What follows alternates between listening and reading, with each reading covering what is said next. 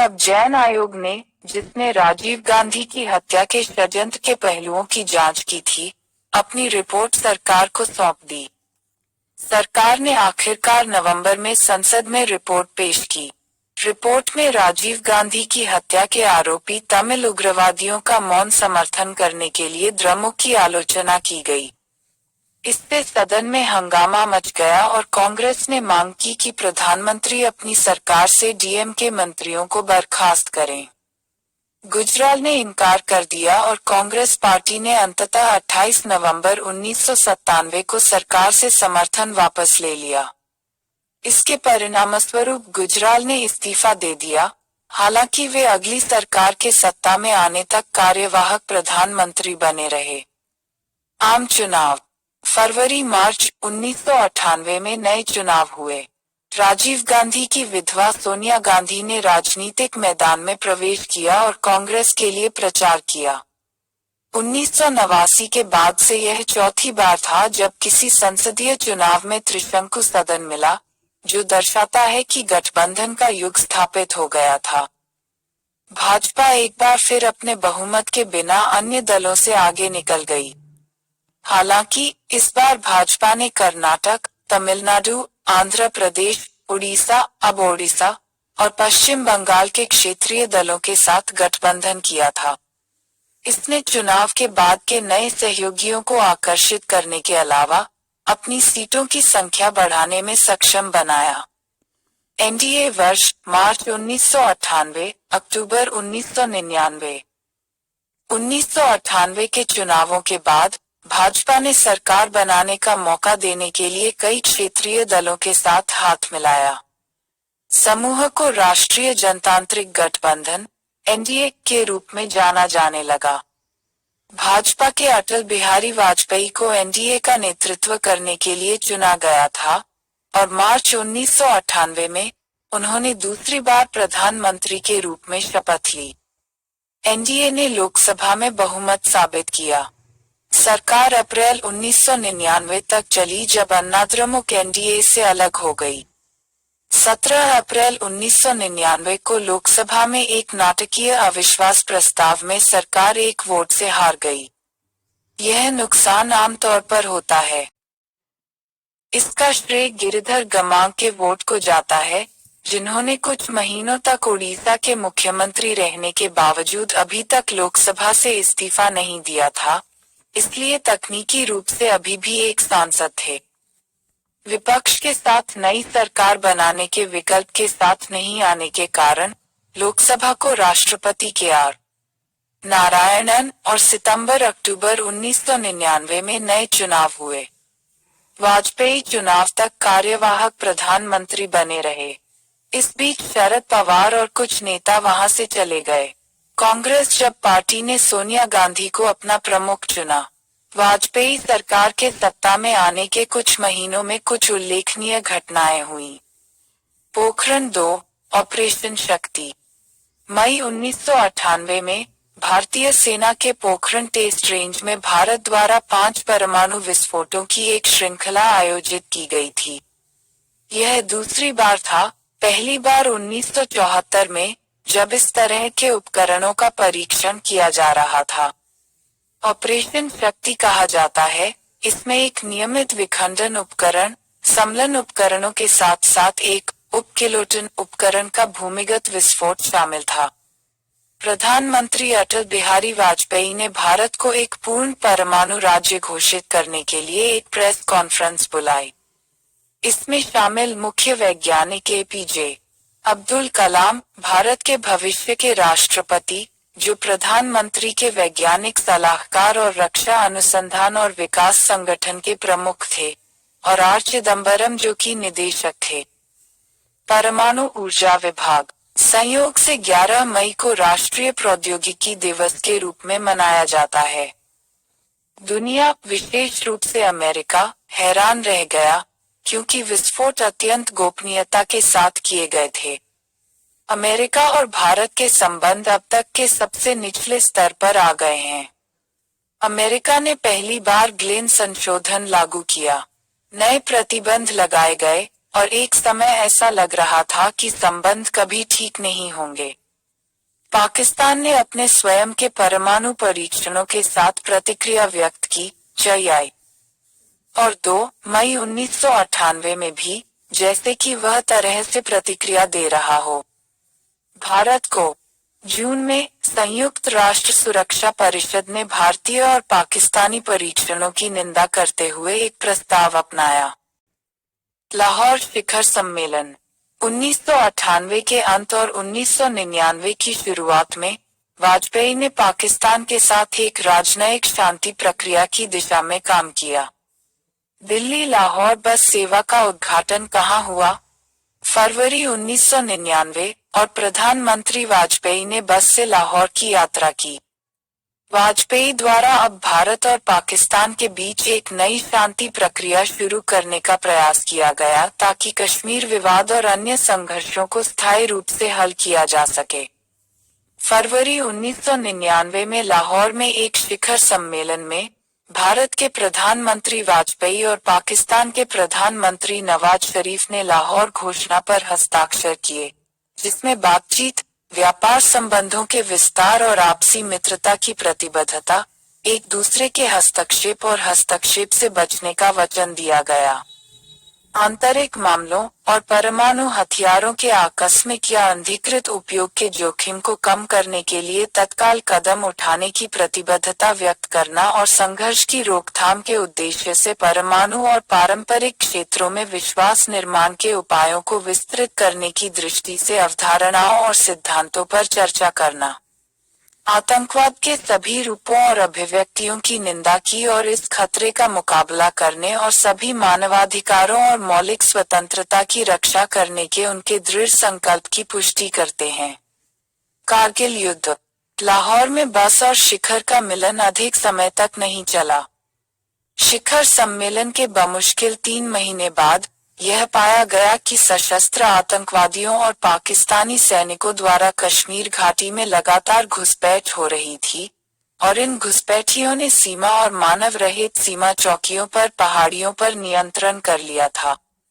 बाद में यह पता चला कि घुसपैठ की योजना पाकिस्तान की सेना द्वारा बनाई गई थी, जो जनरल परवेज मुशर्रफ के अधीन थी और नागरिक प्रधानमंत्री को योजना के तहत ही बताया गया था। कारगिल जिला इस घुसपैठ का मुख्य केंद्र था। भारतीय सेना को पहली बार मई 1999 में चरवाहों के एक समूह से घुसपैठ के बारे में पता चला। पाकिस्तानी घुसपैठ का मुकाबला करने के लिए त्वरित कार्रवाई की गई। थल सेना और वायु सेना सफेद सागर नामक इसके ऑपरेशन के साथ दोनों को उनकी कार्रवाई में समन्वित किया गया था, लेकिन सेना को स्पष्ट रूप से बताया गया था कि उन्हें नियंत्रण रेखा पार नहीं करनी है। ऑपरेशन विजय सफल रहा और पाकिस्तानियों द्वारा कब्जा की गई चोटियों पर फिर से कब्जा कर लिया गया। सुविधाजनक बिंदुओं में द्रास सेक्टर में टाइगर हिल शामिल है। यह बिंदु महत्वपूर्ण थे क्योंकि उन्होंने श्रीनगर लेह राजमार्ग की अनदेखी की, जिस पर पाकिस्तानियों का कब्जा था, और इसलिए दोनों शहरों के बीच इस एकमात्र सड़क संपर्क को काट दिया। जून में पाकिस्तान के नवाज शरीफ ने अमेरिका से हस्तक्षेप करने के लिए कहा था, लेकिन तत्कालीन अमेरिकी राष्ट्रपति बिल क्लिंटन ने ऐसा करने से इनकार कर दिया जब तक कि नियंत्रण रेखा से पाकिस्तानी सैनिकों को वापस नहीं ले लिया गया। नवाज शरीफ ने पाकिस्तानियों के ऑपरेशन को रोकने का आदेश दिया। 26 जुलाई तक भारत की विजय के साथ युद्ध समाप्त हो गया था। भारतीयों ने ठंडे और विश्वासघाती इलाकों में भीषण लड़ाई लड़ी और 500 से अधिक सैनिक मारे गए। कारगिल की जीत ने एक निर्णायक और समझदार नेता के रूप में वाजपेयी की छवि को मजबूत किया और जनता में देशभक्ति की भावना भी जगाई। एनडीए दूसरा कार्यकाल अक्टूबर 1999 मई 2004। 1999 में जब देश में चुनाव हुए तब कारगिल युद्ध जनता के दिमाग में ताजा था। एनडीए और विशेष रूप से प्रधानमंत्री के लिए जनता का समर्थन था।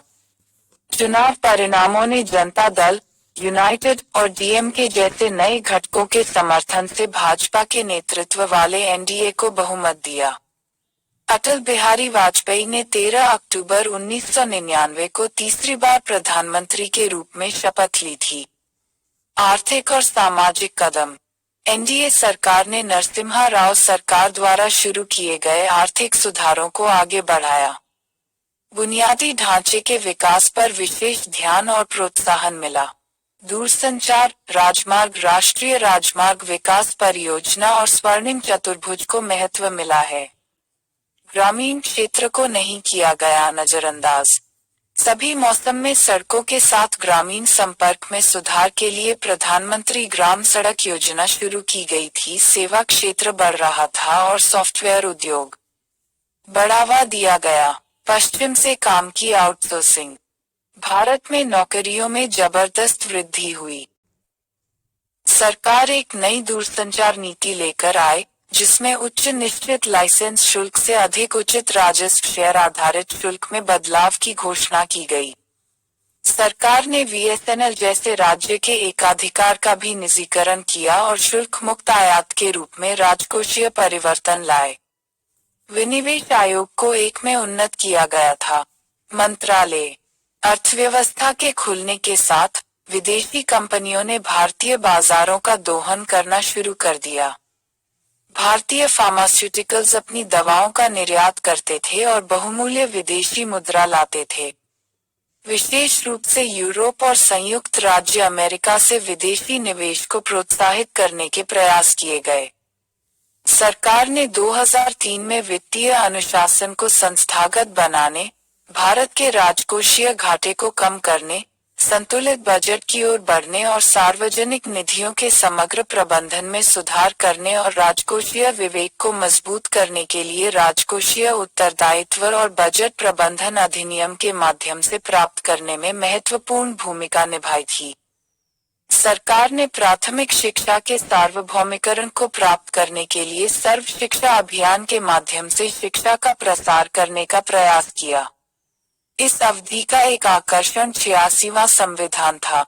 संशोधन अधिनियम 2002, जिसने शिक्षा का अधिकार रखा।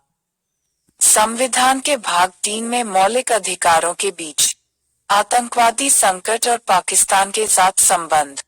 दिसंबर 1999 में एक इंडियन एयरलाइंस की उड़ान नेपाल से IC 814 को पाकिस्तानी आतंकवादियों ने अपहरण कर लिया और तालिबान शासित अफगानिस्तान में ले जाया गया। सरकार ने अंततः आतंकवादियों की मांगों को पूरा किया और मौलाना मसूद अजहर सहित कुछ आतंकवादियों को जेल से रिहा कर दिया। भारत सरकार की ओर से इस बारे में कोई स्पष्टीकरण सामने नहीं आया कि विदेश मंत्री ने व्यक्तिगत रूप से आतंकवादियों को यात्रियों के बदले अफगानिस्तान क्यों ले गए। पाकिस्तान के साथ संबंधों में गिरावट आई है, लेकिन जुलाई 2001 में फिर से वाजपेयी ने पाकिस्तान के राष्ट्रपति परवेज मुशर्रफ को दिल्ली और आगरा में एक शिखर सम्मेलन और शांति वार्ता के लिए आमंत्रित करके पाकिस्तान के साथ संबंध सुधारने का प्रयास किया।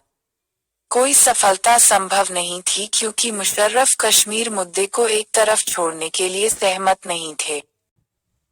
फिर दिसंबर 2001 में दिल्ली में संसद भवन पर हमला हुआ, जिसे लश्कर-ए-तैयबा और जैश-ए-मोहम्मद के आतंकवादियों ने अंजाम दिया।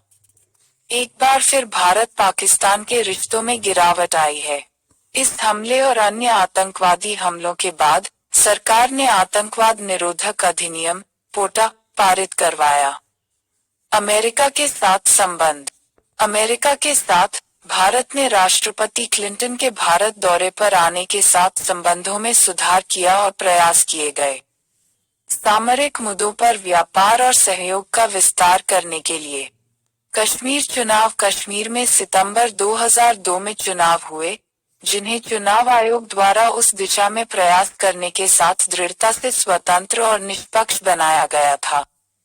उग्रवादियों द्वारा लोगों को धमकाने और चुनाव का बहिष्कार करने के लिए कहने के बावजूद बड़ी संख्या में लोगों ने मतदान किया।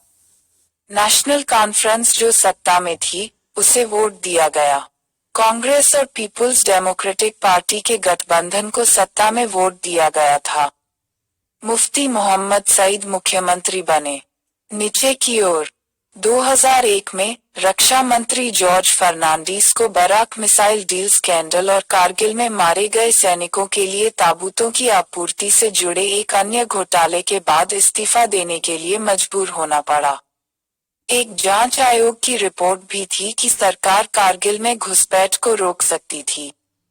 तब भाजपा पार्टी के प्रमुख बंगारू लक्ष्मण का एक प्रकरण था जो स्पष्ट रूप से एक रिश्वत स्वीकार कर रहा था, जिसका वीडियो और प्रसारण किया गया था मीडिया द्वारा पहले स्टिंग ऑपरेशन में से एक।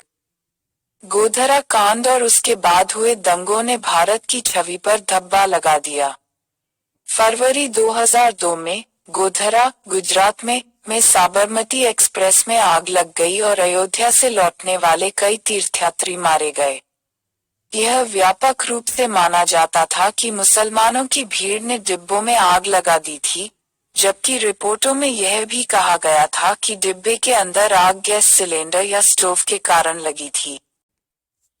आग पकड़ना। इसके बाद दंगे हुए, अहमदाबाद और बड़ौदा मुख्य रूप से प्रभावित हुए।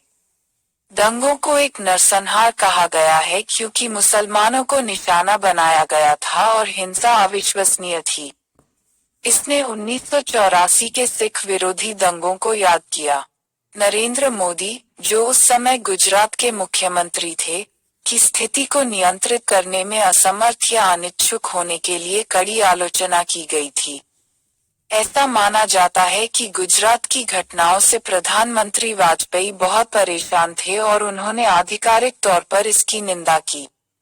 यह भी माना जाता है कि वह चाहते थे कि मोदी इस्तीफा दें, लेकिन पार्टी के अन्य लोगों ने उन्हें ऐसा करने से मना कर दिया। एनडीए का महत्व। एनडीए सरकार लगभग अपना पूरा कार्यकाल चला, ऐसा करने वाली पहली गैर कांग्रेसी सरकार। वाजपेयी एक कुशल प्रधानमंत्री साबित हुए, जो गठबंधन की कड़ी राजनीति को बखूबी संभालते थे। एनडीए के अपना कार्यकाल पूरा करने के साथ ऐसा प्रतीत हुआ जैसे राष्ट्रीय स्तर पर कांग्रेस के लिए एक विश्वसनीय विकल्प उपलब्ध था, और यह वास्तव में एक लोकतांत्रिक राज्य में आवश्यक था। इसके द्वारा शुरू किए गए कुछ कार्यक्रम उल्लेखनीय थे। इसकी अर्थव्यवस्था को मुक्त करने से भारत को और मदद मिली। 2004 आम चुनाव। लोकसभा का कार्यकाल अक्टूबर 2004 में समाप्त होना था, लेकिन सरकार ने जल्दी चुनाव कराने का फैसला किया। फरवरी में ही लोकसभा भंग कर दी गई और देश में अप्रैल-मई 2004 में चुनाव हुए। शायद भाजपा ने सोचा कि सरकार ने असाधारण रूप से अच्छा किया है और इंडिया शाइनिंग के नारे को गंभीरता से लिया और जमीन पर भावनाओं को गलत तरीके से पढ़ा। शायद इसे राजस्थान, मध्य प्रदेश और छत्तीसगढ़ में राज्य विधानसभा चुनावों में पार्टी की हालिया सफलताओं से प्रोत्साहित किया गया था। यहाँ तक अखबारों और पत्रिकाओं ने भी स्थिति को गलत तरीके से पढ़ा और भविष्यवाणी की कि एनडीए बिना किसी कठिनाई के जीत जाएगा। लेकिन एनडीए हार गया। यह संभव है कि भाजपा ने आबादी के एक वर्ग का समर्थन खो दिया क्योंकि उसके अभियान ने विवादास्पद और वैचारिक सवालों के बजाय आर्थिक मुद्दों पर जोर दिया। सोनिया गांधी के नेतृत्व में कांग्रेस सबसे बड़ी पार्टी बनकर उभरी। यूपीए वर्ष मई 2004, मई 2009, मई 2009, मई 2014। चुनावों के बाद कांग्रेस ने संयुक्त प्रगतिशील गठबंधन यूपीए बनाने के लिए छोटे दलों के साथ हाथ मिलाया, जो एनडीए की तुलना में अधिक संख्या में कामयाब रहा। राष्ट्रपति अब्दुल कलाम ने यूपीए को सरकार बनाने के लिए बुलाया। बसपा, समाजवादी पार्टी, केरल कांग्रेस और वाम दलों के बाहरी समर्थन से यूपीए ने एक आरामदायक बहुमत हासिल किया। यह उम्मीद की जा रही थी कि सोनिया गांधी पार्टी अध्यक्ष के रूप में प्रधानमंत्री पद के लिए स्वाभाविक पसंद होंगी। उन्होंने अपनी पार्टी के सदस्यों और सहयोगियों द्वारा नाटकीय रूप से मिन्नतों के बावजूद यह कहते हुए कार्यालय से इनकार कर दिया कि वह उनकी आंतरिक आवाज का अनुसरण कर रही हैं। उन्होंने प्रधानमंत्री के लिए मनमोहन सिंह को नामित किया।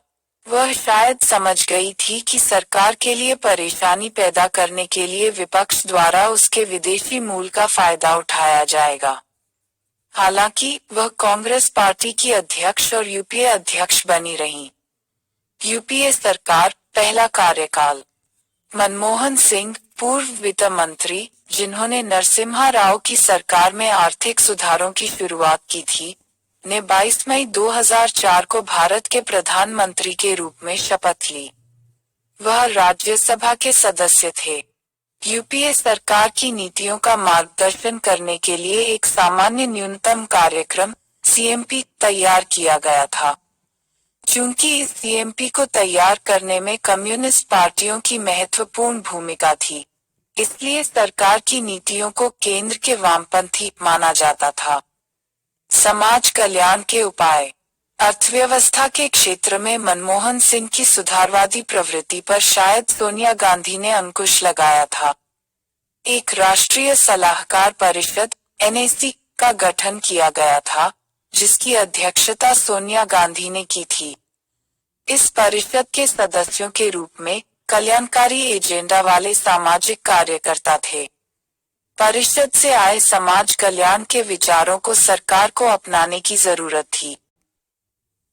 राष्ट्रीय ग्रामीण रोजगार गारंटी अधिनियम नरेगा, जिसमें महात्मा गांधी का नाम बाद में मनरेगा में जोड़ा गया, दुनिया में अपनी तरह की सबसे बड़ी कल्याणकारी योजना थी। इसे 2006 में शुरू किया गया था। इसने ग्रामीण गरीबी से निपटने के उद्देश्य से ग्रामीण परिवारों को एक वर्ष में 100 दिनों के वेतनभोगी श्रम की गारंटी दी। इस कार्यक्रम में महिलाओं के लिए अनिवार्य 1/3 काम के साथ महिलाओं की मदद करने की भी मांग की गई। 2005 में सरकार के स्वास्थ्य मंत्रालय ने राष्ट्रीय ग्रामीण स्वास्थ्य मिशन शुरू किया। सूचना का अधिकार अधिनियम 2005 के प्रावधानों के तहत भारत का कोई भी नागरिक एक सार्वजनिक प्राधिकरण से सूचना का अनुरोध कर सकता है, जिसे शीघ्रता से या 30 दिनों के भीतर जवाब देना आवश्यक है। अधिनियम में प्रत्येक सार्वजनिक प्राधिकरण को कुछ श्रेणियों की सूचनाओं के व्यापक प्रसार के लिए अपने रिकॉर्ड को कंप्यूटरीकृत करने की भी आवश्यकता है, ताकि नागरिक ऐसा न करें। जानकारी के लिए औपचारिक रूप से अनुरोध करना होगा। 2005 में मनमोहन सिंह की सरकार ने पेश की जटिल बिक्री कर को बदलने के लिए वैट मूल्य वर्धित कर। विदेश संबंध। मनमोहन सिंह सरकार ने संयुक्त राज्य अमेरिका के साथ संबंधों को मजबूत करने के प्रयास किए। भारत अमेरिका असैन्य परमाणु समझौते पर बातचीत शुरू करने के लिए जुलाई 2005 में प्रधानमंत्री ने अमेरिका का दौरा किया। जब 2006 में राष्ट्रपति जॉर्ज डब्ल्यू बुश ने भारत का दौरा किया, तो परमाणु समझौते पर घोषणा की गई थी। इसने भारत को अमेरिकी परमाणु ईंधन और प्रौद्योगिकी तक पहुंच प्रदान की। हालांकि बदले में भारत को अपने असैन्य परमाणु रिएक्टरों का आईएईए, अंतर्राष्ट्रीय परमाणु ऊर्जा एजेंसी, द्वारा निरीक्षण करने की अनुमति देनी होगी। अक्टूबर 2008 में ही भारत और अमेरिका ने आईएईए, परमाणु आपूर्तिकर्ता समूह और अमेरिकी कांग्रेस से आगे की बातचीत और अनुमोदन के बाद समझौते पर हस्ताक्षर किए। इस समझौते के साथ अमेरिका ने भारत के साथ परमाणु व्यापार पर जो 30 साल का प्रतिबंध लगाया था, वह समाप्त हो गया।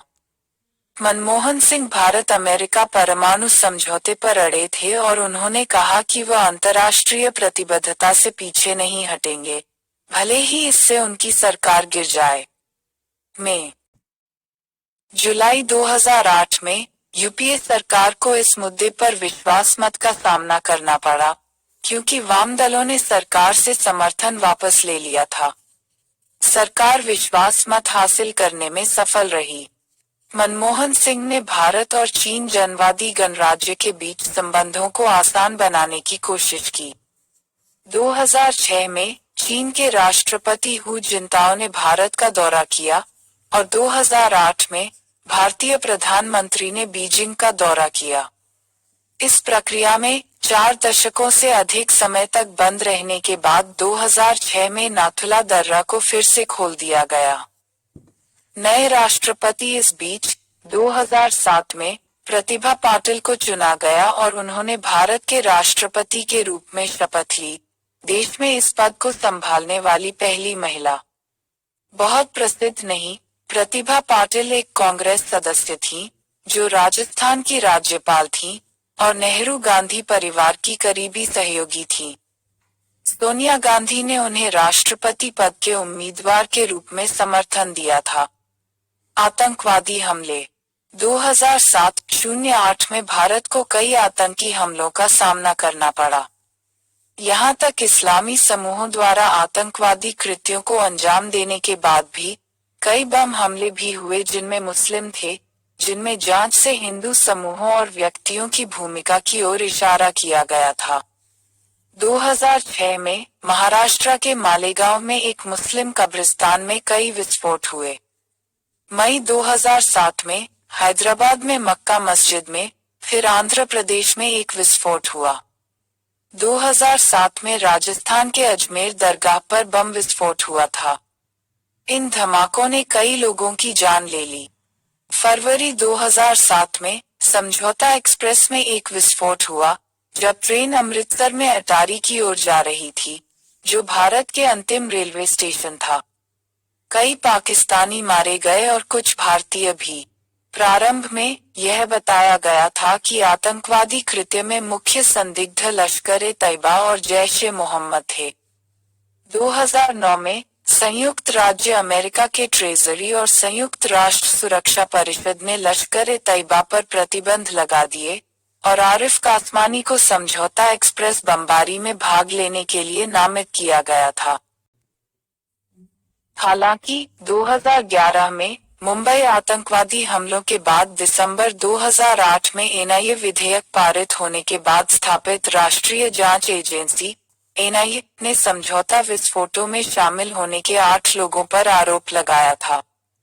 यह सभी चरमपंथी विचारों वाले हिंदू थे, जो एनआईए ने कहा जिहादी आतंकवादी गतिविधियों द्वारा हिंदू मंदिरों पर हमलों से नाराज। इनमें नभा कुमार सरकार उर्फ सीमानंद, लोकेश शर्मा, कमल चौहान और राजेंद्र चौधरी शामिल थे। मार्च 2019 में हालांकि चारों को एनआईए अदालत ने सबूतों की कमी का हवाला देते हुए बरी कर दिया था।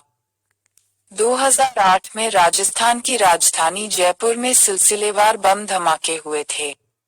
सितंबर 2008 में दिल्ली के एक व्यस्त बाजार में बम विस्फोट किए गए। आतंकवाद के इन कृत्यों को अक्सर पाकिस्तान द्वारा सहायता प्राप्त इस्लामी कट्टरपंथियों द्वारा किया जाता था।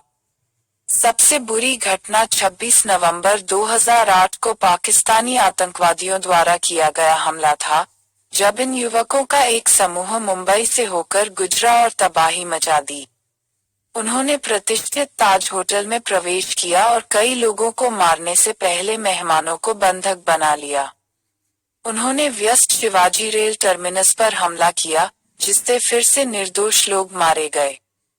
भारत की सुरक्षा कमजोरियों का पर्दाफाश हो गया क्योंकि ये आतंकवादी स्पष्ट रूप से एक छोटी नाव में भारत के तट पर पहुंच गए थे और देश में घुस गए थे। अंत में 9 आतंकवादी मारे गए और एक अजमल आमिर कसाब को पकड़ लिया गया। बंदी के स्वीकारोक्ति ने पुष्टि की कि पाकिस्तान और विशेष रूप से लश्कर-ए-तैयबा ने हमले का मास्टरमाइंड किया था। 11 नवंबर 2012 को एक विशेष अदालत ने मुकदमे के बाद कसाब का डेथ वारंट जारी किया। भारत के खिलाफ युद्ध छेड़ने सहित 80 अपराधों के लिए दोषी ठहराए जाने के बाद उन्हें फांसी पर लटका दिया गया था। राज्यों में स्थिति। देश में आम चुनाव होने से पहले राज्य सरकारों में उल्लेखनीय परिवर्तन हुए। मायावती के नेतृत्व वाली बहुजन समाज पार्टी बसपा ने विधानसभा चुनाव में बहुमत हासिल किया और उत्तर प्रदेश में सरकार बनाई। उनकी पार्टी की जीत का श्रेय इस तथ्य को जाता है कि वह हिंदुओं के अलावा उच्च जातियों तक पहुंच गई थी। मुसलमान और खुद को दलितों तक ही सीमित नहीं रखा। लंबे समय के बाद राज्य गठबंधन सरकार से मुक्त हुआ था। इससे राज्य में स्थिरता आई। मई 2008 में भारतीय जनता पार्टी भाजपा ने पहली बार दक्षिण में प्रवेश किया, कर्नाटक राज्य में सरकार बनाई। जम्मू और कश्मीर में नेशनल कॉन्फ्रेंस सबसे अधिक सीटों के साथ उभरा और एक सरकार बनाई, जिसमें कांग्रेस एक कनिष्ठ गठबंधन सहयोगी के रूप में शामिल हुई। गुजरात, छत्तीसगढ़ और मध्य प्रदेश में भाजपा सत्ता में थी। कश्मीर में परेशानी। 2008 में कश्मीर में एक बार फिर अशांति देखी गई। जब अमरनाथ के तीर्थयात्रियों के लिए आश्रय के लिए कुछ वन भूमि आवंटित करने का निर्णय लिया गया, तो घाटी में विरोध प्रदर्शन हुए। हिंदुओं के दबदबे वाले जम्मू में विरोध प्रदर्शन हुए। पुलिस फायरिंग में कई लोग मारे गए। 2010 में एक नई श्रृंखला या विरोध प्रदर्शन शुरू होने से पहले इस बार पुलिस फायरिंग में मारे गए एक युवक पर विरोध और प्रति विरोधों की श्रृंखला सर्दियों में एक समय के लिए थम गई। बड़ी संख्या में लोग, जिनमें ज्यादातर युवा थे, सड़कों पर निकल आए और उन्होंने पुलिस पर पथराव और पत्थरबाजी का सहारा लिया। स्थिति को नियंत्रित करने के लिए सेना को बुलाया गया और इसने लोगों की नाराजगी को बढ़ाने का काम किया। विरोध प्रदर्शन जारी रहे, हर समय हिंसा के साथ। स्थिति तब और खराब हो गई जब यह खबर आई कि विदेश में एक ईसाई पुजारी द्वारा कुरान की एक प्रति जला दी गई है। प्रदर्शनकारियों ने ईसाइयों के एक स्कूल को आग के हवाले कर दिया। कश्मीर में प्रदर्शनकारी कट्टरपंथियों से अधिक प्रभावित हो रहे थे, यहाँ तक केंद्र सरकार राज्य से सशस्त्र बल विशेष अधिकार अधिनियम AFSPA को वापस लेने के बारे में सोच भी नहीं सकती थी। कश्मीर में हालात बद से बदतर होते जा रहे हैं। 2009 चुनाव और यूपीए सत्ता में वापस देश में 15वीं लोकसभा का चुनाव करने के लिए अप्रैल-मई 2009 में चुनाव हुए। कांग्रेस अभियान के पोस्टरों में 3 चेहरे दिखाए गए: मनमोहन सिंह, सोनिया गांधी पार्टी अध्यक्ष, और उनके बेटे राहुल गांधी, जो 2007 में पार्टी के महासचिव बने थे, ने पकड़ की पुष्टि की। प्रथम परिवार और पार्टी में वंशवाद की प्रवृत्ति के बारे में। मुख्य विपक्षी दल भाजपा ने एल.के. आडवाणी प्रधानमंत्री पद के उम्मीदवार हैं। अटल बिहारी वाजपेयी इस समय तक ठीक नहीं थे। कई क्षेत्रीय दल भी मैदान में थे, उनमें से कुछ ने भाजपा के साथ गठबंधन किया और कुछ अवसर की मांग पर कांग्रेस का समर्थन करने के लिए तैयार थे। चुनाव परिणामों से पता चला कि कांग्रेस अपनी सीटों की संख्या बढ़ाने में सक्षम थी, हालांकि उसे अपने दम पर बहुमत नहीं मिला। समर्थन के कारण शायद यह थे कि मध्यम वर्ग उस अर्थव्यवस्था से संतुष्ट थे जो काफी अच्छा कर रही थी, और उन्होंने अमेरिका के साथ परमाणु समझौते का समर्थन किया। सोनिया गांधी के नेतृत्व में एनएसी के इशारे पर सरकार द्वारा शुरू की गई कल्याणकारी योजनाओं ने ग्रामीण क्षेत्र के कई लोगों, विशेषकर महिलाओं और वंचितों को आकर्षित किया और सकारात्मक परिणाम दिखाना शुरू कर दिया था, और राहुल गांधी से उम्मीद की जा रही थी कि वे युवा मतदाताओं से अपील करेंगे और करेंगे भी। यूपीए एक बार फिर सरकार बनाने की स्थिति में थी। मनमोहन सिंह ने 22 मई को प्रधानमंत्री के रूप में शपथ ली थी। मानदंडों के अनुसार उन्होंने 18 मई को राष्ट्रपति प्रतिभा पाटिल को अपना इस्तीफा सौंप दिया था। इस प्रकार मनमोहन सिंह जवाहरलाल नेहरू के बाद 1962 में पूर्ण कार्यकाल पूरा करने के बाद फिर से चुने जाने वाले पहले प्रधानमंत्री बने। तेलंगाना मुद्दा। यूपीए सरकार का यूपीए सरकार का दूसरा कार्यकाल तेलंगाना के लिए एक अलग राज्य के लिए आंदोलन द्वारा चिन्हित किया गया था। 2004 के चुनावों से पहले कांग्रेस ने तेलंगाना राष्ट्र समिति (टीआरएस) के साथ गठबंधन किया था और केंद्र में सत्ता में आने पर आंध्र प्रदेश से अलग तेलंगाना राज्य बनाने का वादा किया था। 2009 के चुनावों में कांग्रेस ने आंध्र प्रदेश में बहुत अच्छा प्रदर्शन किया, लेकिन उस जीत के मुख्य सूत्रधार वाईएसआर रेड्डी, जो आंध्र प्रदेश के मुख्यमंत्री थे, राज्य के विभाजन के पूरी तरह से विरोधी थे। इन परिस्थितियों में कांग्रेस सरकार, जो अब केंद्र में सत्ता में है, तेलंगाना पर अपने वादे से मुकर गई। एक और वादे की भी अनदेखी की गई कि कुछ हिस्सों को बांटने के लिए एक नई राज्य पुनर्गठन समिति का गठन किया जाएगा। बड़े राज्यों की ऐसा इसलिए था क्योंकि वामपंथी, जिनके समर्थन के बिना सरकार नहीं बच सकती थी, इस विचार का कड़ा विरोध कर रहे थे। वाईएसआर रेड्डी की एक हवाई दुर्घटना में मृत्यु हो गई और के चंद्रशेखर राव केसीआर के नेतृत्व में आंदोलन के साथ तेलंगाना के आंदोलन को एक नया जीवन मिला। नवंबर 2009 में केसीआर तेलंगाना के अलग राज्य के रूप में आमरण अनशन पर चले गए। हैदराबाद में जनजीवन बुरी तरह से अस्त व्यस्त हो गया, जिसके विरोध में केसीआर के समर्थक हजारों की संख्या में आ गए। केंद्र की सरकार ने मान लिया और दिसंबर 2009 में घोषणा की कि राज्य बनाने की प्रक्रिया शुरू की जा रही है। इस फैसले से तटीय आंध्र के कांग्रेस सांसदों में काफी नाराजगी है, लेकिन अंत में इसे स्वीकार करना पड़ा। केंद्र ने सुप्रीम कोर्ट के सेवानिवृत्त न्यायाधीश बीएन श्रीकृष्ण विभाजन के मामले को देखने के लिए आयोग ने दिसंबर 2010 में अपनी रिपोर्ट सौंपी, लेकिन टीआरएस ने इसे खारिज कर दिया। बहुत बातचीत के बाद संसद ने फरवरी 2014 में तेलंगाना विधेयक को मंजूरी दे दी। अधिनियम के अनुसार आंध्र प्रदेश को औपचारिक रूप से विभाजित करके नए राज्य तेलंगाना का गठन किया गया। जबकि दोनों राज्यों को हैदराबाद को 10 वर्षों के लिए राजधानी के रूप में साझा करना था, केंद्र को नई राजधानी बनाने के लिए आंध्र प्रदेश सीमांध्र भी को धन उपलब्ध कराना था।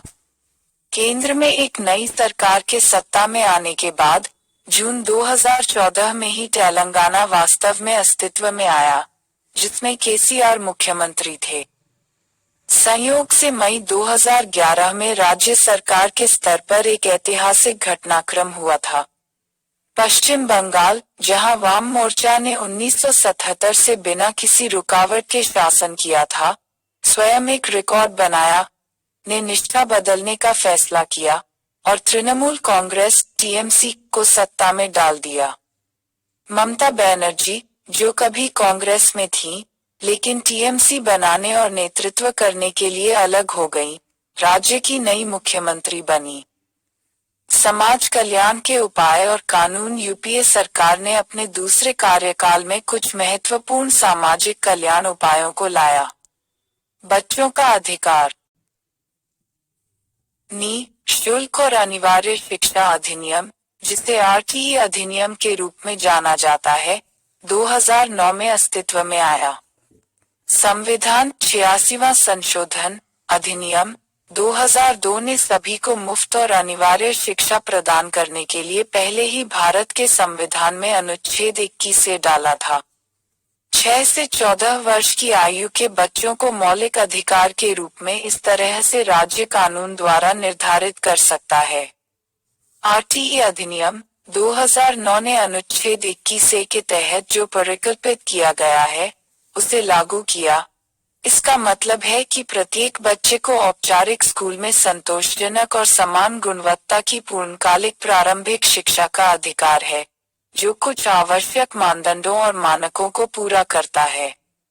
सभी निजी स्कूलों, अल्पसंख्यक शिक्षण संस्थानों के रूप में मान्यता प्राप्त संस्थानों को छोड़कर, को साधारण यादृच्छिक चयन के माध्यम से कमजोर वर्गों और वंचित समुदायों के बच्चों को उनकी आने वाली कक्षा में स्कूल नामांकन के 25% की सीमा तक नामांकित करना आवश्यक है। इन बच्चों के साथ स्कूल में अन्य बच्चों के समान व्यवहार किया जाना है, लेकिन उन्हें राज्य द्वारा सब्सिडी दी जाएगी। आरटीई अधिनियम के साथ अनुच्छेद 21 से 1 अप्रैल 2010 को लागू हुआ। संघ और राज्य विधानसभाओं में 33% सीटें आरक्षित करने संबंधी विधेयक को पारित कराने का प्रयास किया गया। विधेयक को राज्यसभा में पेश किया गया था, लेकिन सरकार को इसे अपने सहयोगियों के रूप में स्थगित करने के लिए मजबूर होना पड़ा।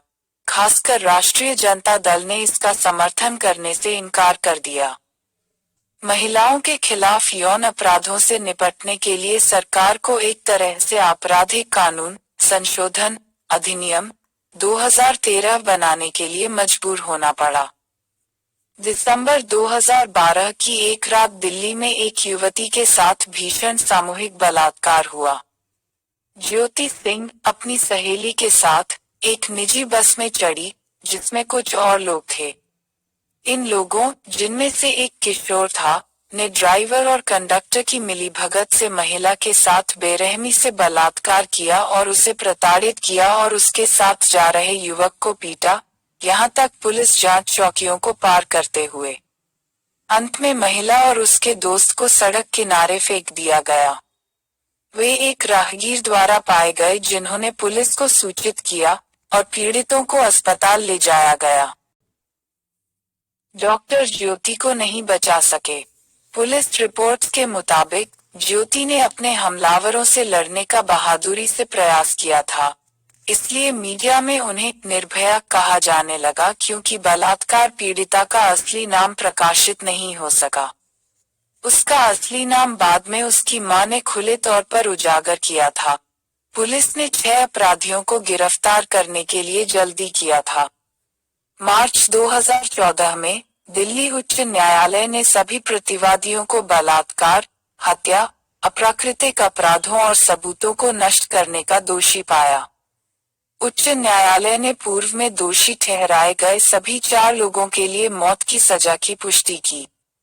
किशोर पर एक अलग कानून के तहत मुकदमा चलाया गया और कुछ साल जेल में रहने के बाद फरार हो गया और एक आरोपी की जेल में मौत हो गई। मामला सुप्रीम कोर्ट में अपील में चला गया। यह 2018 तक नहीं था कि मामला आखिरकार सुलझा लिया गया था। मई 2017 में सुप्रीम कोर्ट ने दोषियों की अपील को खारिज कर दिया और हत्या में आरोपित 4 की मौत की सजा को बरकरार रखा।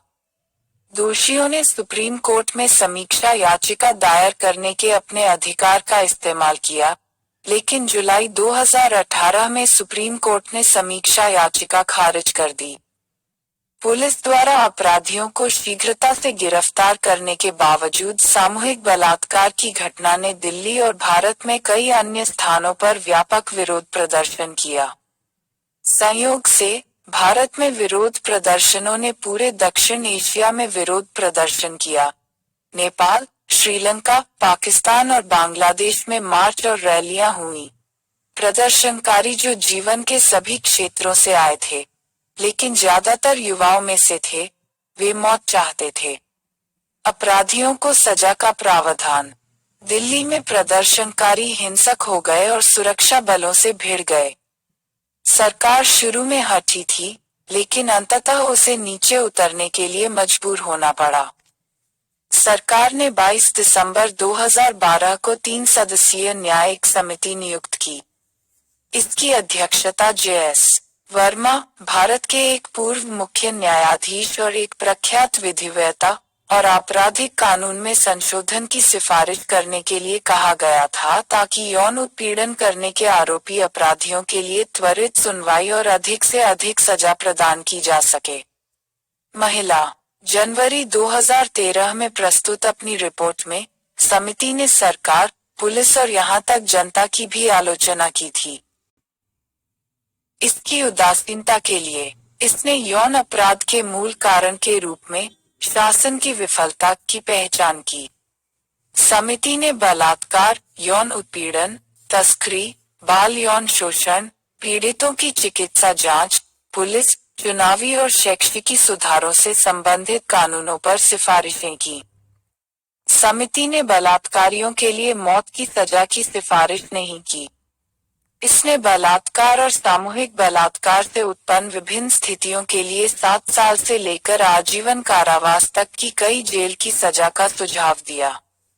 सभी प्रकार के यौन अपराधों पर अंकुश लगाने की आवश्यकता को स्वीकार करते हुए समिति ने एसिड हमलों और तस्करी के लिए उपयुक्त दंड की सिफारिश की। इसने पुलिस को बलात्कार की हर शिकायत दर्ज करने के लिए बाध्य कर दिया। इसने पुलिस को यौन उत्पीड़न के मामलों को उचित तरीके से संभालने के लिए संवेदनशील और प्रशिक्षित करने का आह्वान किया। इसमें कहा गया है कि नागरिक समाज को बलात्कार के हर मामले की सूचना देनी चाहिए जो उसके संज्ञान में आए। वह चाहता था कि सभी शादियां पंजीकृत हों।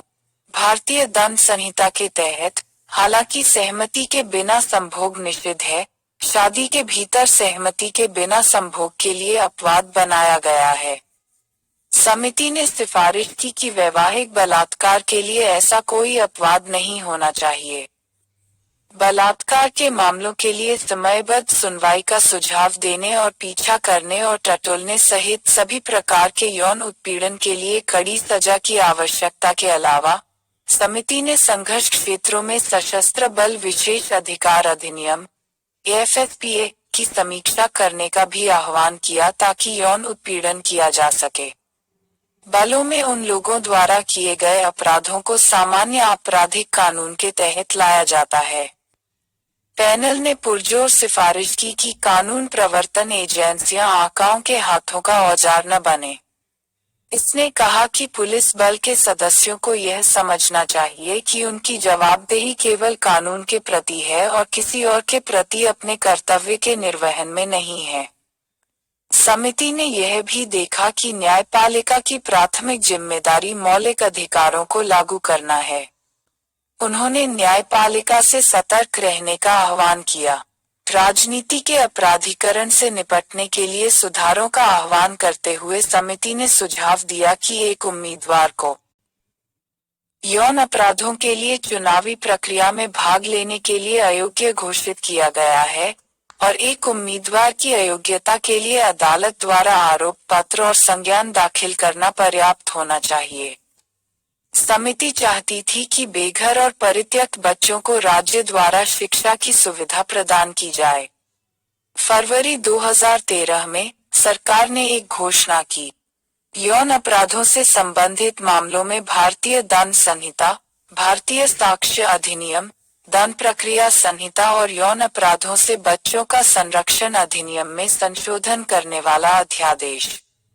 मार्च 2013 में अध्यादेश को बदलने के लिए संसद द्वारा आपराधिक कानून संशोधन अधिनियम पारित किया गया था। एसिड हमले जैसे अपराधों को परिभाषित करने और कानून के दायरे में लाने के लिए मौजूदा कानूनों में कई नई धाराएं शामिल की गईं, जिनमें 10 साल की जेल की अवधि को आजीवन कारावास या जुर्माना या दोनों तक बढ़ाया जा सकता है। यौन उत्पीड़न 1 साल से लेकर 3 साल तक की कैद, जुर्माना या दोनों। दृश्यर्तिकता 3 साल से 7 साल तक की कैद की सजा। पीछा करना 1 साल से 5 साल तक की कैद की सजा। और सामूहिक बलात्कार 20 साल तक की कैद की सजा जिसे आजीवन कारावास तक बढ़ाया जा सकता है। सहमति की उम्र 16 साल से बढ़ाकर 18 साल कर दी गई है। कुछ मामलों में बार बार होने वाले अपराधों को आजीवन कारावास या मौत की सजा दी गई है। इसके अलावा बलात्कार के मामलों में त्वरित सुनवाई और दोष सिद्धि की आवश्यकता होती है। मुख्य रूप से वैवाहिक बलात्कार को अपने दायरे में नहीं लाने और यौन अपराधों और बलात्कार के मामलों में लैंगिक तटस्थता को दूर करने के लिए इस कानून की आलोचना की गई है, क्योंकि यह केवल महिलाओं के खिलाफ इन अपराधों को मान्यता देता है। 2013 में सरकार ने राष्ट्रीय खाद्य सुरक्षा अधिनियम और खाद्य का अधिकार अधिनियम को आगे बढ़ाया। इसका उद्देश्य लक्षित सार्वजनिक वितरण प्रणाली के लाभार्थियों को रियायती दर पर खाद्यान्न उपलब्ध कराना था। हालांकि यह बताया गया था कि इस प्रकार का वितरण भ्रष्ट और अक्षम होने के कारण लक्षित आबादी तक नहीं पहुंच सकता है। सार्वजनिक वितरण प्रणाली के कामकाज एनएसी ने नकद हस्तांतरण खाद्य कूपन के विचार का समर्थन नहीं किया। जैसा कि एक आलोचक ने देखा है, समावेशी विकास के एजेंडे में एनएसी का योगदान यह सुनिश्चित करना था कि समावेशिता गरीबों के लिए आजीविका और रोजगार के अवसरों को बढ़ावा देने के बजाय संरक्षण और संरक्षण के माध्यम से हो। जाहिर है, सरकार को कुछ कठिनाइयों का सामना करना पड़ रहा है। वह अपनी प्राथमिकताओं को एनएसी के साथ समेट रही है। राजनीतिक पर कब्जा करने वाले सभी नकारात्मक पहलुओं के बीच मंगल ग्रह के लिए अंतरिक्ष उद्यम। चर्चा। भारतीय अंतरिक्ष वैज्ञानिकों की सफलता को देखकर खुशी हुई। नवंबर 2013 में भारतीय अंतरिक्ष अनुसंधान संगठन इसरो का पहला इंटरप्लेनेटरी मिशन, जिसे आधिकारिक तौर पर मार्स ऑर्बिटर मिशन कहा जाता है और लोकप्रिय रूप से मंगलयान के रूप में जाना जाता है, लॉन्च किया गया था। 24 सितंबर 2014 को भारत की अंतरिक्ष एजेंसी रूसी, अमेरिकी और यूरोपीय अंतरिक्ष एजेंसियों के बाद एक अंतरिक्ष यान लॉन्च करने वाली चौथी एजेंसी बन गई, जो मंगल की कक्षा में पहुंचने में सफल रही। इसके अलावा भारत पहला ऐसा देश बन गया है जो अपने पहले ही प्रयास में और उल्लेखनीय रूप से कम लागत पर मंगल पर पहुंचने में सफल रहा है। भ्रष्टाचार के आरोप और लोकपाल अधिनियम। यूपीए सरकार को अपने दूसरे कार्यकाल में दिसंबर 2013 में लोकपाल और लोकायुक्त विधेयक पारित कराने का श्रेय दिया जा सकता है, लेकिन यहाँ भी परिस्थितियों ने ऐसा करने के लिए मजबूर किया। यूपीए सरकार का दूसरा कार्यकाल इसके खिलाफ भ्रष्टाचार के आरोपों से भरा रहा। 2G और 3G स्पेक्ट्रम दूरसंचार लाइसेंस के आवंटन को लेकर विवाद था, जो कथित तौर पर बहुत कम दरों पर दिए गए थे। 2010 में नियंत्रक और महालेखा परीक्षक की रिपोर्ट ने इसकी पुष्टि की थी। इसके बाद कॉमनवेल्थ गेम्स कांड आया, जिसमें विभिन्न बुनियादी ढांचा परियोजनाओं के लिए अनुबंधों की खरीद के लिए भारी मात्रा में पैसे बदलने की खबरें आई थीं। जबकि 2G 3G घोटाले को कांग्रेस के एक सहयोगी के दरवाजे पर रखा जा सकता है। कॉमनवेल्थ गेम्स घोटाले में कांग्रेस के एक मंत्री बने। 2012 में नियंत्रक और महालेखा परीक्षक की रिपोर्ट ने आरोप लगाया कि कोयला ब्लॉक आवंटन से सरकारी खजाने को नुकसान हुआ क्योंकि आवंटन पक्षपात पर आधारित थे। इस रिपोर्ट ने वास्तव में मनमोहन सिंह की प्रतिष्ठा पर एक आक्षेप डाला, जो हमेशा एक साफ सुथरे राजनेता की रही थी, क्योंकि आवंटन तब किया गया था जब कोयला विभाग उनके पास था। 2006-09 भ्रष्टाचार की कहानियों को बड़े पैमाने पर कवर किया गया और कई टेलीविजन चैनलों पर बहस की गई और इस विषय को बड़ी संख्या में लोगों तक पहुंचाया गया। 2011 में भ्रष्टाचार विरोधी आंदोलन प्रमुख हो गए। महाराष्ट्र के रालेगांव सिद्धि गांव के एक प्रसिद्ध सामाजिक कार्यकर्ता अन्ना हजारे अप्रैल 2011 में दिल्ली आए और सरकार में भ्रष्टाचार और सरकार की विफलता के विरोध में 12 दिनों के उपवास पर बैठे। भ्रष्टाचार विरोधी कानून को कड़ा किया जाए। उनकी विशेष मांग थी कि लोकपाल की स्थापना की जाए। उनके साथ कई कार्यकर्ता धरने में शामिल हुए। India against corruption Anna Hazare के प्रयासों में उनका समर्थन करने के लिए बनाई गई एक संस्था थी। इसके मुख्य संस्थापकों में से एक अरविंद केजरीवाल थे, जो मैग्सेसे पुरस्कार विजेता और सूचना के अधिकार आंदोलन के लिए एक कार्यकर्ता थे। इसके कई सदस्य सार्वजनिक जीवन वकीलों, सिविल सेवकों और शिक्षाविदों में प्रमुख व्यक्ति थे। अन्ना हजारे के समर्थन में मशहूर हस्तियों समेत बड़ी संख्या में लोग सामने आए और मीडिया कवरेज ने घटना के महत्व को जोड़ा। 2011 का आंदोलन भारतीय राजनीतिक इतिहास में इस मायने में महत्वपूर्ण था कि इसने लोगों को निराशा व्यक्त करने का अवसर प्रदान किया। अधिकांश लोगों के पास वैध कार्य करने के लिए अधिकारियों और राजनेताओं को रिश्वत देने का अनुभव था। आधिकारिक भ्रष्टाचार के खिलाफ पूरे भारत में कई प्रदर्शन और विरोध प्रदर्शन हुए। सरकार विरोधों से घबराई हुई लग रही थी और उसने यह घोषणा करते हुए प्रतिक्रिया दी कि वह एक लोकपाल विधेयक को तैयार करने के लिए एक समिति का गठन करेगी। इसने कहा कि समिति में 5 कैबिनेट सदस्य और इंडिया अगेंस्ट करप्शन द्वारा नामित 5 व्यक्ति होंगे। अन्ना हजारे ने अपना अनशन तोड़ा और विश्वास जताया कि यह विधेयक आजादी से पहले पारित हो जाएगा। उस साल दिन, हालांकि, समिति अपने प्रयास में विफल रही क्योंकि सरकार के प्रतिनिधियों और कार्यकर्ताओं के बीच गहरा अविश्वास था और वे कुछ प्रमुख पहलुओं पर सहमत नहीं हो सके। जल्द ही एक और विरोध सभा हुई। इस बार योग गुरु बाबा रामदेव के नेतृत्व में स्विस और अन्य विदेशी बैंकों से बेहिसाब धन की वापसी की मांग की गई। हालांकि वह अन्ना हजारे की तरह नहीं थे, क्योंकि उनकी राजनीतिक महत्वाकांक्षाएं थीं, उन्हें भाजपा का करीबी माना जाता था। उनके पास एक बड़ी संख्या थी। एक बार फिर बड़ी संख्या में लोग धरने में शामिल हुए। सुलह के प्रयास विफल होने के बाद सरकार प्रदर्शनकारियों पर सख्त हो गई। रामदेव को दिल्ली से बाहर रहने का आदेश दिया गया था। जुलाई 2011 में सरकार द्वारा अनुमोदित लोकपाल विधेयक को कार्यकर्ताओं ने इस आधार पर खारिज कर दिया कि इसने कई उच्च पदाधिकारियों को लोकपाल के अधिकार क्षेत्र से बाहर कर दिया। अन्ना हजारे ने घोषणा की कि वह एक बेहतर लोकपाल बिल के लिए एक बार फिर अनशन करेंगे। अब एक उपद्रव हुआ, सरकार ने उसे गिरफ्तार कर लिया। अन्ना हजारे स्वेच्छा से जेल गए और जमानत से इनकार कर दिया और वहीं से अनशन शुरू कर दिया, जिससे अधिकारियों में हड़कंप मच गया। दिल्ली की सड़कें उनके समर्थन में प्रदर्शनकारियों से भरी हुई हैं। सरकार के पास उन्हें रिहा करने के अलावा कोई विकल्प नहीं था। अन्ना हजारे ने रामलीला मैदान में अनशन जारी रखा। एकजुटता व्यक्त करने के लिए समर्थकों की भीड़ उमड़ी। विरोध प्रदर्शन कुल मिलाकर गैर पक्षपाती थे।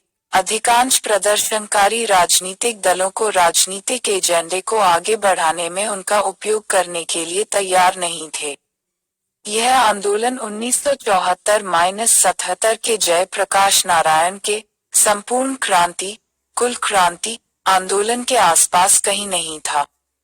अंतर यह था कि 2011 में विरोध पूरे मीडिया की चकाचौंध में आयोजित किया गया था।